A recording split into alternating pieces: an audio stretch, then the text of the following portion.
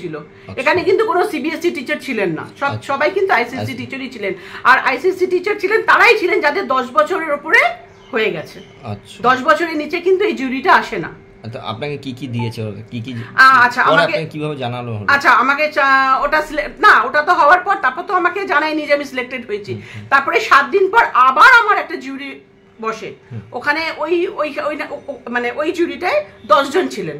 তো 10 জনের মধ্যে আবার আমাকে অনেক প্রশ্ন করা হয়। ওই প্রশ্নের মধ্যে তখন ওরা আমাকে বলছেন ঠিক আছে ম্যাডাম, আমরা আপনাকে জানিয়ে দেবো। তো তারপরে 7 দিন পর ফোন আসে। ফোন এসে আমাকে, মানে এটা সবার অ্যাজ আ টিচার আমার তো ভীষণ ভালো লেগেছিল, আশা করি সবার ভালো লাগবে, আপনাদেরও ভালো লাগবে। তো ওখানে আমাকে বলেছিল ma'am you are the selected as a best teacher, আর আপনাকে বেস্ট ইংলিশ টিচারের জন্য আমাকে ওখানে অ্যাওয়ার্ড দেওয়া হয়। আমাকে ওনারা বলেছিলেন যে প্লেন টিকিট প্লাস হোটেল ওনারা সব কিছুই দেবেন, কিন্তু যেহেতু আমার স্কুলের এখন এক্সাম চলছে, we are having a semester exam in our school, আমি আমার স্কুলকে সাফার করে আমি কখনোই প্রাইজ নিতে ওখানে যেতে পারবো না। আমার স্কুল আগে, আমার প্রফেশন আগে। কতটা গর্বিত? আমি ভীষণ গর্বিত।